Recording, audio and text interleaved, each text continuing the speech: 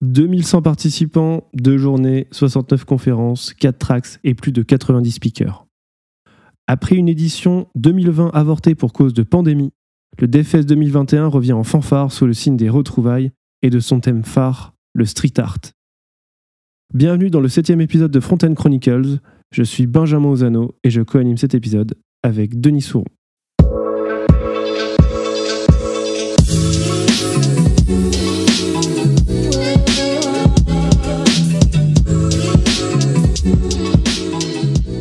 Bonjour à toi Denis, comment vas-tu ? Bonjour à toi Benjamin, ça va super. Et toi, comment ça va ?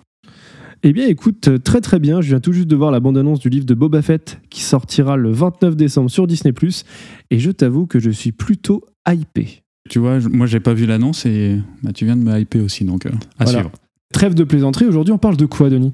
Eh ben, on parle du DevFest qui vient de se terminer tout juste, donc c'est encore bien frais dans nos esprits. On avait prévu, il me semble initialement, de discuter de Nuxt 3, et en fait, alors déjà on s'est trompé sur une partie, c'est qu'en fait c'est la bêta qui est sortie au début du mois dernier, et donc du coup il manque encore quelques features intéressantes comme la génération statique. Et du coup, on en a profité pour échanger avec le thème qui était prévu pour l'épisode 8 à la base, qui est le DevFest. On va parler des conférences qu'on a vues, des conférences à regarder en replay et vraiment à ne pas manquer. Et puis les autres qui nous ont peut-être un peu moins marqué. Et voilà. Et puis après, pour Nuxt, ça sera pour le mois prochain, avec, moi j'espère en tout cas, les fonctionnalités qui auront bien avancé. Il y a de la doc, tout n'est pas encore prêt, donc on espère que le mois prochain, on aura un sujet un peu plus abordable et quelque chose de plus sympa à vous présenter. Mais revenons au sujet du jour, qui est le DevFest 2021. Et on a découpé les conférences autour de quelques thèmes. Ouais, juste pour préciser qu'on s'est concentré surtout sur les problématiques front-end. Il y a aussi beaucoup de conférences sur de la sécurité, du cloud, du back-end aussi, et plein d'autres problématiques qui sont liées de près ou de loin au métier de développeur, ou même aux autres métiers qui gravitent autour, designer. Et il y avait beaucoup de confs aussi qui s'apparentaient à du développement personnel et de la relation avec les autres. On n'en parlera pas dans ce podcast. Et donc pour commencer, alors on a regroupé 5 thématiques si je ne me trompe pas. Donc une première qui est plutôt globale, et c'est des problématiques front-end qui ne sont pas forcément liées à une technologie particulière ou juste à un spectre très défini comme l'interface par exemple.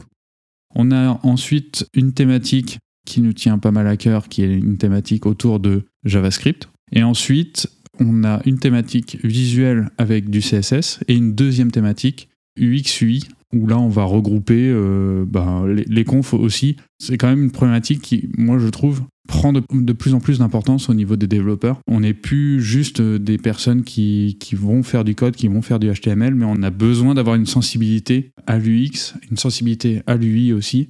Et on avait retenu une dernière thématique qui sera très très courte, qui est sur de l'internationalisation, parce qu'en fait il y avait une conférence là-dessus qui en parlait.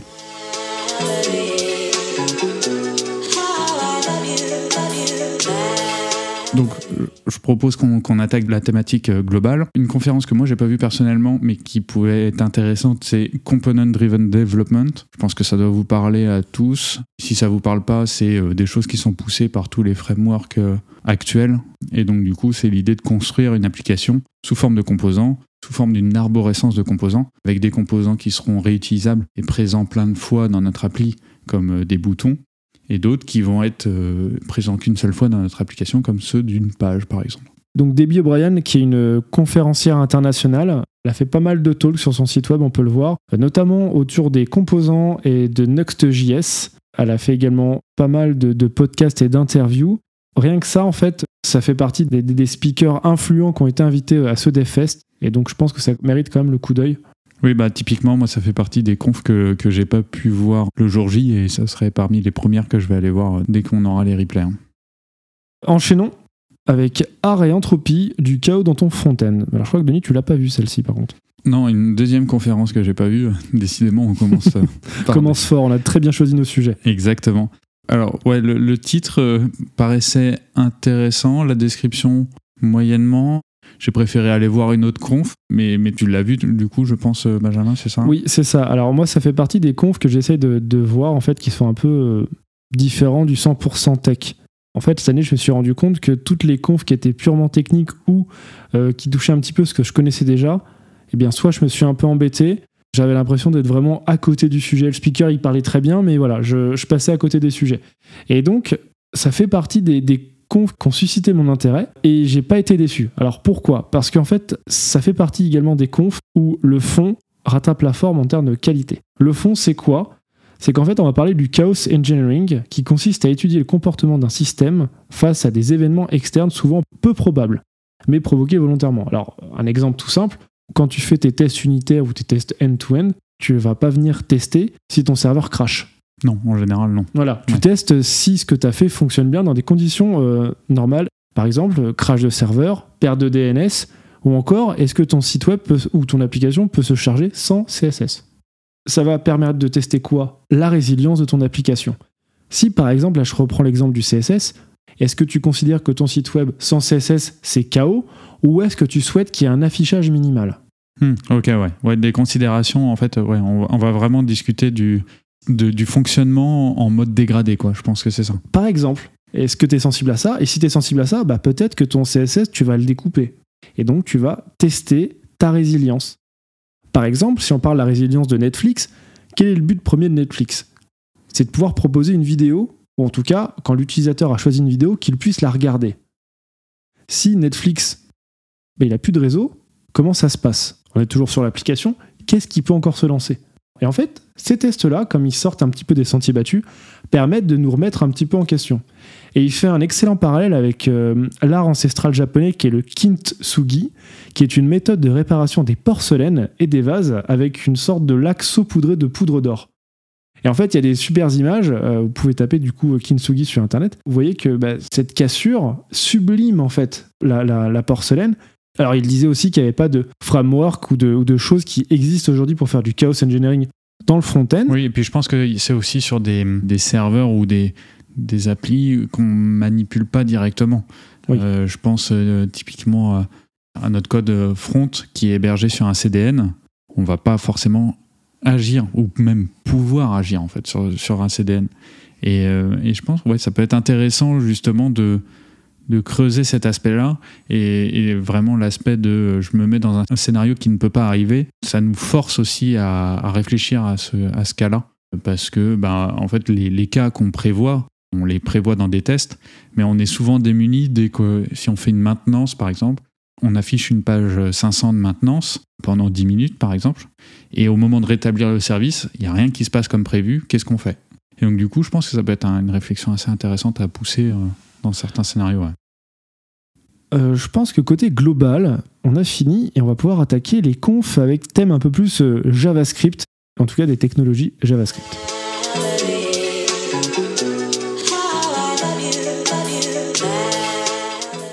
Alors, qu'est-ce que tu peux nous dire de React Query, le state facile pour React, Denis ?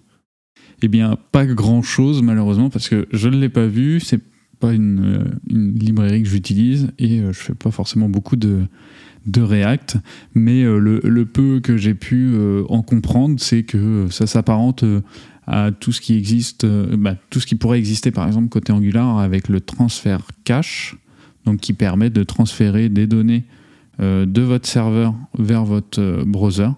Voilà, donc quand on envoie une page qui est générée côté serveur, on a aussi un état qui est calculé, et donc on va pouvoir passer des informations directement à l'application côté navigateur, histoire qu'on ne refasse pas certains appels, et aussi ça permet d'envoyer des informations particulières aussi, suivant le type de client, mobile, desktop, suivant le navigateur, on peut aussi cibler des éléments en plus.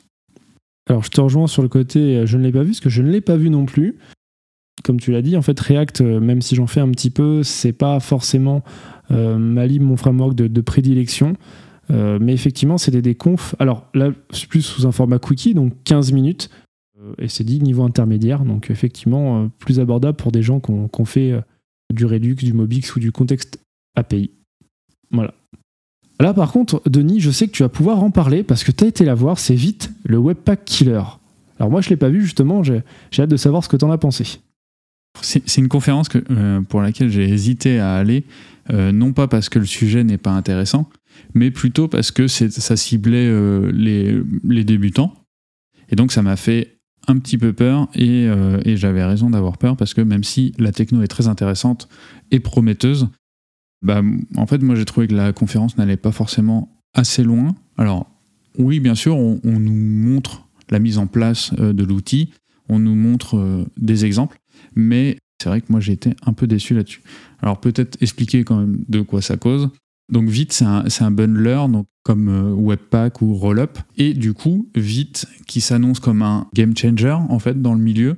Pourquoi ? Parce qu'on a carrément un changement de monde. Aujourd'hui, les bundlers qui existent, en fait, vont lire absolument tout le code qu'on a, construire un bundle, et ensuite, pour notre serveur de développement, par exemple, ils vont rendre ce serveur accessible. Et là où Vite se place comme une alternative vraiment moderne, c'est qu'on va utiliser la puissance des ES modules en JavaScript pour charger uniquement ce qu'on a besoin. Voilà, donc là c'est un parti pris qui aujourd'hui n'est pas encore applicable pour la production parce que les ES modules, même si ça commence à être vraiment disponible partout, il n'y a personne qui se dit qu'il est temps de franchir le pas pour la prod. Et donc, pour l'instant, c'est que pour les serveurs de développement. Et je pense qu'on aurait peut-être pu réduire un peu la conférence là-dessus. Après, le sujet, encore une fois, il est très intéressant, etc. Mais peut-être en replay, je ne sais pas si ça vous vaut le coup, en fait. Si vous avez déjà regardé par vous-même Vite, je ne pense pas que vous allez apprendre grand-chose en replay, quoi. Peut-être une vulgarisation en français. Voilà, peut-être avec un cas pratique. Ça, c'est vrai, par contre, ouais. Alors moi, effectivement, comme je le disais tout à l'heure, je ne l'ai pas vu. En revanche, j'ai eu pas mal de bons retours, d'excellents retours de personnes qui ne font pas du web, ou en tout cas qui sont plutôt back à la base, qui étaient venus là pour comprendre un petit peu, Webpack Killer, il y avait les mots-clés qu'il fallait dans la conférence, et eux ont été agréablement surpris sur cette technologie. Donc effectivement, eux, à mon avis, ils en ont pas du tout entendu parler avant. Donc c'est encore une fois, il faut faire attention quand vous allez voir des confs. Finalement, si là il y avait marqué vraiment débutant, toi comme moi Denis, on connaissait déjà un peu Vite, donc moi je suis pas étonné que tu te sois un petit peu embêté, on va dire au milieu de la conférence quand tu as vu que ce qu'il montrait c'était pas très très avancé. Et du coup, toi Benjamin, t'es pas venu voir Vite, c'est parce que tu regardais une autre conférence sur laquelle j'aurais pu aller parce qu'elle m'intéressait aussi, c'est sur le code legacy. Et c'était comment sortir du code legacy en JS, si je ne me trompe pas. Voilà, alors en fait, c'est plus un live debugging et coding, voilà ce que c'était. Et si, comme un peu ta conférence, Denis, si vous êtes déjà un petit peu chevronné en JavaScript, ou en tout cas en refactorisation de code, en clean architecture, vous n'allez pas vraiment apprendre grand-chose. Il va reprendre des grands principes, et il décrit un petit peu sa méthode, comme quoi, faut faire un commit par refacto pour pouvoir rejouer un petit peu l'historique à l'envers également. Et ce qui était intéressant, c'est qu'il montrait aussi que c'était important d'avoir des tests unitaires pendant que vous faites de la refacto, parce qu'à chaque fois qu'il touchait à des méthodes, qu'il les déplaçait, qu'il les refactorisait, on avait toujours une cinquantaine ou une soixantaine de tests unitaires qui se rejouaient dans la console. Il y a des choses qu'il oubliait aussi, et ça nous permettait de s'en mettre un peu en alerte. Alors, si on est débutant ou moyennement expérimenté, et qu'on a envie de se reprendre un peu la tête avec lui, c'est une super conf, le speaker est bon, la présentation du code legacy est bonne, il n'y a aucun problème. Si vous êtes un peu chevronné et que vous êtes adepte déjà de la clean architecture et du clean code, vous n'allez pas apprendre grand-chose. Et du coup, si vous ne connaissez pas clean code ou coder proprement pour nos amis québécois, on vous mettra un petit lien dans les notes de l'émission. Et du coup, je te propose qu'on enchaîne avec Next.js à la rescousse de mon front-end. Je crois que c'est une conférence que tu n'as pas vue, Benjamin. Ouais, alors pourquoi ? Parce que j'en ai déjà fait un petit peu. Donc du coup, je voulais pas retomber dans le piège de Vite, par exemple. Par contre, toi, qui n'es pas forcément adepte du React, tu t'es peut-être dit que ça pouvait être intéressant pour toi, alors je t'en prie. Je suis allé voir parce que, comme tu le disais, React, j'en ai pas fait beaucoup, et du Next, encore moins. Et pour le coup, même si la techno, elle vient pas de sortir, la V1 de Next, c'était en 2016, donc ça date un petit peu. Moi, j'ai trouvé quand même pas mal d'intérêt dans la conf, notamment, en fait, dans tout le travail de la mise en place et de la transition d'une archi qui est un peu vieillissante et qui devient difficile à maintenir, donc avec des pages en jQuery et puis d'autres en React, mais des vieilles versions de React, etc., avec un back-end Symfony. Et du coup, on a une transition de ces pages-là vers des nouvelles pages qui sont servies par Next.js. Donc les pages React, en fait, sont migrées vers du Next et des nouvelles sont écrites. Et en fait, moi, ce que j'ai beaucoup apprécié dans cette conférence, c'est que ça représentait beaucoup plus notre quotidien au final. Parce que à chaque fois qu'on va voir une conf ou qu'on lit un article sur une nouvelle techno, c'est génial, on commence toujours de la page blanche. Et regardez, je fais mon appli, ma to-do list, mais je suis jamais face à mon code spaghetti qui est en place avec mon client qui dit qui ne veut pas perdre l'application et il veut pas réécrire tout, mais il veut transitionner de manière un peu plus souple, c'est-à-dire qu'on garde toutes les pages et puis on essaye d'intégrer des nouvelles pages au fur et à mesure. Donc on veut garder l'existant, continuer à capitaliser dessus, et évidemment ça se comprend aussi en termes de chiffre d'affaires, hein. On ne va pas arrêter l'activité ou on ne va pas arrêter de faire avancer l'application sous prétexte qu'on réécrit tout. Donc cette démarche-là qu'on comprend et qu'on vit tous les jours, en fait, bah là c'était le principal intérêt de la conférence, Okay. En tout cas j'ai trouvé, parce que voilà, on a une transition d'archi, on a une transition de paradigme, etc.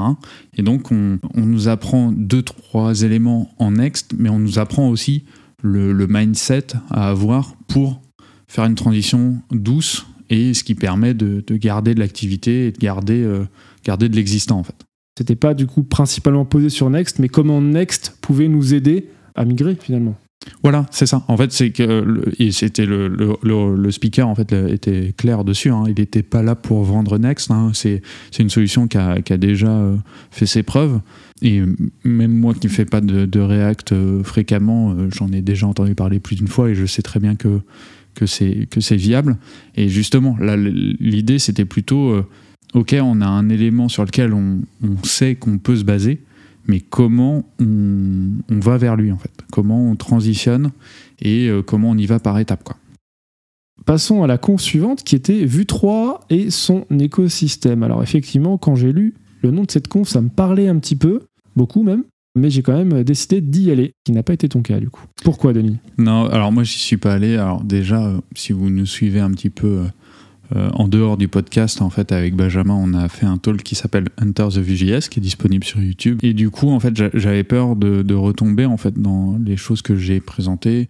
Il y avait le mot-clé écosystème, il me donnait envie, mais sachant que plus tôt dans la journée, j'avais eu une petite déception avec Vite. Voilà, ça m'a un peu incité à aller voir une autre conférence. Mais du coup, toi qui allais la voir, Benjamin, t'en as pensé quoi ? Parce que je pense que t'es à peu près dans la même position que moi, en tout cas. Oui, là-dessus. Le dilemme, en tout cas. Exactement. Eh bien, je tiens à te rassurer que nous, dans notre conf, c'est pas pour faire de la pub pour Hunter the Vue.js, mais on a beaucoup plus parlé de l'écosystème que lui en a parlé. Le niveau de la conf, c'était intermédiaire. Alors effectivement, il a parlé de la nouvelle API qui s'appelle l'API Composition. Il a parlé également de la simplification qu'il y a aujourd'hui pour gérer des composants asynchrones et le fait qu'on puisse utiliser du TypeScript nativement. Il parle aussi donc de l'écosystème, hein, ce que je disais, c'est que Vue Router, Vuex, et il passe énormément de temps à parler de V-Validate. Moi, je m'attendais à avoir beaucoup plus d'écosystèmes. Pourquoi on ne parle pas de Vite ? Pourquoi on ne parle pas de VuePress ? J'ai l'impression qu'il a parlé de sa stack qu'il a en ce moment. Donc un peu déçu, c'était à la fois trop péchu sur certains points et pas assez complet. Je ne sais pas si je suis clair dans mon discours. Peut-être, du coup, le titre qui était trop large, peut-être resserrer le sujet. Ouais, parce que on parle de Vue 3, c'est sûr. L'écosystème, non, on ne parle pas tout à fait de tout son écosystème. En tout cas, on ne balaye pas l'écosystème.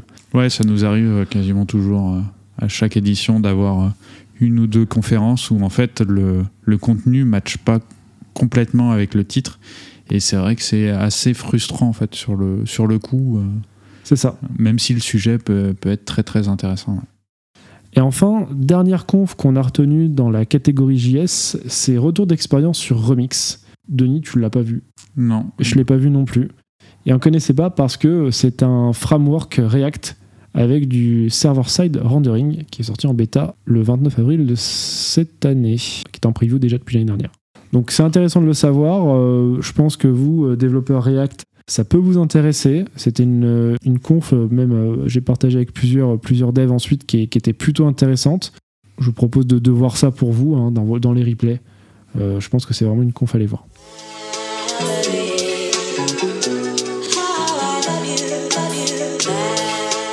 Et on passe sur la petite catégorie sympa qui est la catégorie CSS, parce que vraiment je pense que la créativité cette année était basée sur le CSS et l'UX UI. Il y a quand même pas mal de petites confs qui sortaient de l'ordinaire, et notamment une petite pépite qui est Pure CSS Game, et Denis, je te laisse en parler.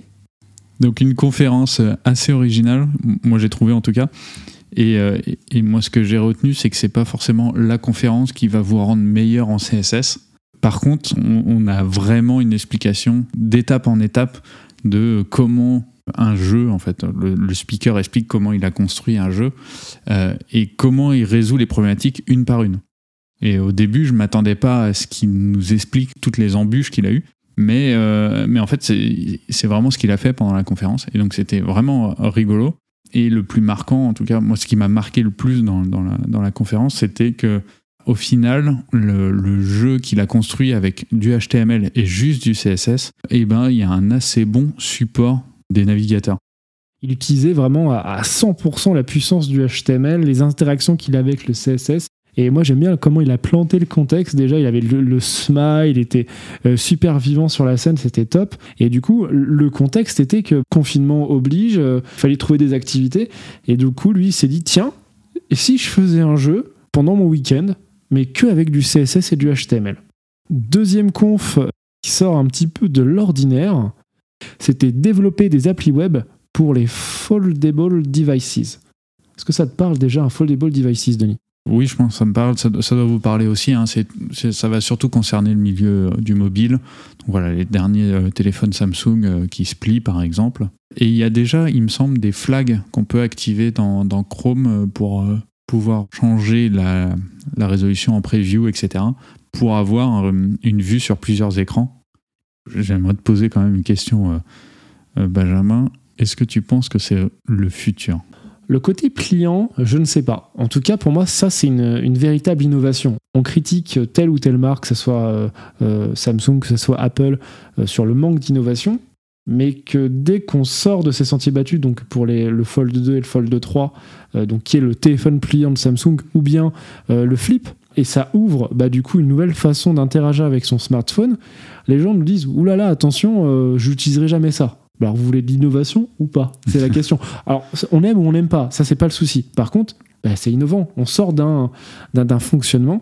C'est vrai qu'à l'époque, il y a même Huawei qui avait fait un écran déroulant. C'est-à-dire que pareil, c'est un écran pas qui se plie, mais qui se replie sur lui-même, comme un rouleau de sopalin qu'on déplie, par exemple. La vraie réponse que je peux t'apporter, est-ce que c'est le futur ? Je ne sais pas. Par contre, c'est innovant. Et c'est tellement innovant que ça fait du boom, parce qu'on est à la 3e itération du Fold chez Samsung. Google a sorti il y a très peu de temps Android 12L, qui est un Android 12 spécialement conçu pour les écrans larges. Alors, qu'on y croit ou qu'on n'y croit pas, il y a quand même une tendance qui s'en dégage depuis déjà un certain temps. Et de toute façon, si le marché émerge, en tant que développeur front-end, on y sera confronté tôt ou tard. C'est-à-dire qu'au bout d'un moment, si le marché existe et qu'il représente une part non négligeable de notre cible, on sera bien obligé, en tout cas, de au moins faire la partie CSS pour s'adapter à ces périphériques-là.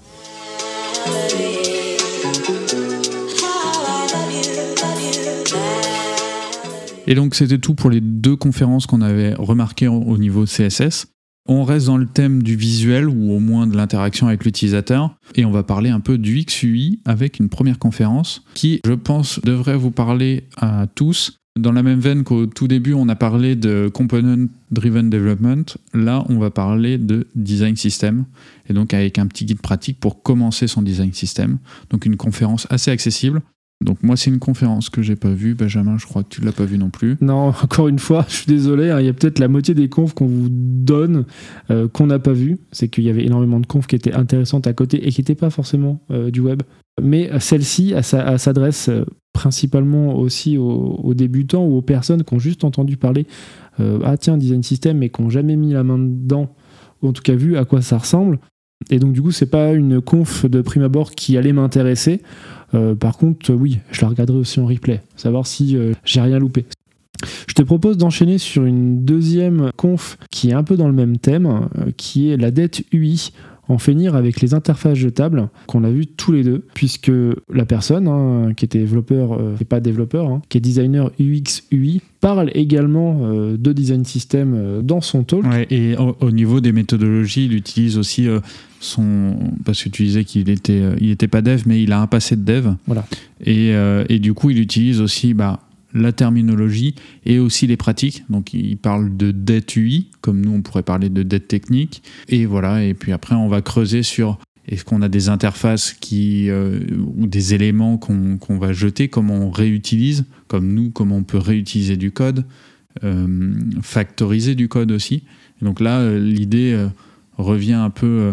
on reprend en fait les mêmes principes pour essayer de construire une interface et surtout planifier, anticiper en fait le futur, se dire que dans 4-5 ans on va peut-être repasser sur certains éléments du visuel pour le moderniser parce que on veut plus de flat design, on veut un autre design. Donc toute la réflexion elle est basée sur comment on construit une interface sur laquelle on pourra revenir dessus facilement. Et du coup voilà, donc là c'est plutôt un feedback de dev qui passe dans l'UX UI et qui du coup se dit ça serait peut-être pas mal d'utiliser des méthodologies là-dessus. Sans spoiler la réponse à est-ce qu'on doit toujours avoir un design system, parce que c'est une question qui a été posée lors des questions-réponses, il donne quand même pas mal d'éléments de réponse ou plusieurs réponses à cette question et il insiste notamment sur le fait d'avoir soit un petit site web, vitrine de quelques pages, soit une application complète. Ça va pas être la même réponse. Et on va passer à cette troisième conf qu'on a dans cette catégorie UX/UI, qui est la découverte du matériel sound design et qui fait partie des confs qu'on a trouvées, encore une fois, rafraîchissantes. Oui, il y a une conf qui change complètement en fait de ce qu'on a d'habitude. Parce que en fait, c'était une conf format court, donc un quart d'heure, 20 minutes, si je ne me trompe pas. Et en fait, c'est une présentation qui nous immerge dans le monde du son. Et en fait, nous, on fait beaucoup d'interfaces, mais le son, ça fait aussi partie de l'interface utilisateur. C'est pas que du visuel, quoi. Voilà, donc une introduction assez agréable. Je sais pas ce que tu en as pensé, toi, Benjamin. Exactement, et très important, leur signification, comme tu le disais. Pourquoi ce son-là, il est agressif, il nous énerve ? Pourquoi en jouant sur une tonalité ou un ralentissement de son, ça devient plus doux. Et puis aussi, c'est que le meilleur sound design que vous pouvez faire d'une application, c'est pas de son du tout. Et que les peu de sons que vous allez mettre, c'est pour souligner l'importance de vos actions.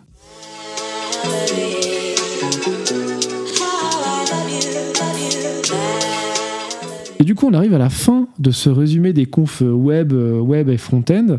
Et je te propose, Denis, de nous donner ton avis sur ce DevFest et ces 2 jours de festival. Moi, j'ai trouvé que c'était une édition un peu en demi-teinte, je dirais. Pourquoi ? Parce que, en fait, il y a eu 1 an de décalage. Donc déjà, on reste sur notre fin par rapport au rythme habituel. Et au moins pour la partie front-end, j'ai rien trouvé de très de vraiment nouveau en fait, vraiment quelque chose qui émerge, qui va tout casser en fait je pense que il me manque une conf avec un effet waouh, mais sur une technologie, parce qu'en fait des effets waouh j'en ai eu quelques-uns, notamment la conférence qu'on vient de parler sur le Material Sound Design, mais aussi sur Pure CSS Game, où là, c'était vraiment intéressant. Et du coup, voilà, on a vraiment la sensation de découvrir des choses. Mais de manière générale, je suis resté un peu sur ma faim. Au niveau front, en tout cas, c'était moyen, en fait. C'est mon appréciation. Hein. Autant sur les problématiques de cloud, par exemple, c'était plutôt poussé. Et les confs auxquels j'ai pu assister, il y avait des choses vraiment intéressante. Ok, on est dans une continuité. Oui, c'est ça. Donc, j'ai ressenti ça, moi. Voilà, c'est-à-dire que c'était agréable, il y avait plein de sujets intéressants, mais rien de vraiment novateur, vraiment quelque chose qui va tout casser, quoi. Et toi, Benjamin, t'en as pensé plutôt quoi ? Alors, je suis un peu de cet avis-là sur la continuité des choses. C'est-à-dire que côté front, il n'y a pas eu spécialement d'effet waouh. Le Material Sound Design ou le CSS Game, c'est pas un effet waouh dans le sens waouh, on a découvert une techno, mind-blowing, il faut vraiment que je la teste dès maintenant. On est sur d'excellentes confs avec d'excellents speakers, ça c'est top. Par contre, effectivement, plus le temps passe peut-être, parce que nous on gagne de l'expérience, et moins on est étonné par les choses. Il y a peut-être aussi cet effet-là, on va pas se le cacher, l'expérience fait qu'on est moins en découverte de choses. Et puis aussi, on est tombé, je pense, tous les deux dans un biais cognitif qui fait qu'on va aller voir des confs où on connaît quand même déjà pas mal de choses, et au final on est déçu. Pourquoi on est déçu ? Parce qu'on connaît les choses qu'on va voir. Alors pourquoi on va les voir ? C'est ça la question. C'est vraiment, est-ce que le contrat de confiance est rempli quand on va voir une conf ? Et est-ce que nous-mêmes, on justement rompt pas ce contrat de confiance en allant voir quelque chose qu'on maîtrise ? Si on va voir quelque chose qu'on maîtrise, malheureusement, on risque d'être déçu parce qu'on connaît déjà la chose. Chose notable, c'est que pas d'Angular cette année. Alors que le marché fait encore énormément d'Angular et qu'Angular n'est absolument pas mort. On a une sorte de bashing d'Angular qui est difficilement compréhensible. Même en dehors de ça, en fait, la position de Google aussi là-dessus, elle est bizarre. Hein. C'est-à-dire qu'ils mettent en avant beaucoup leur framework, mais en fait, j'ai l'impression qu'ils ne le mettent pas en avant dans leurs outils à eux. Oui.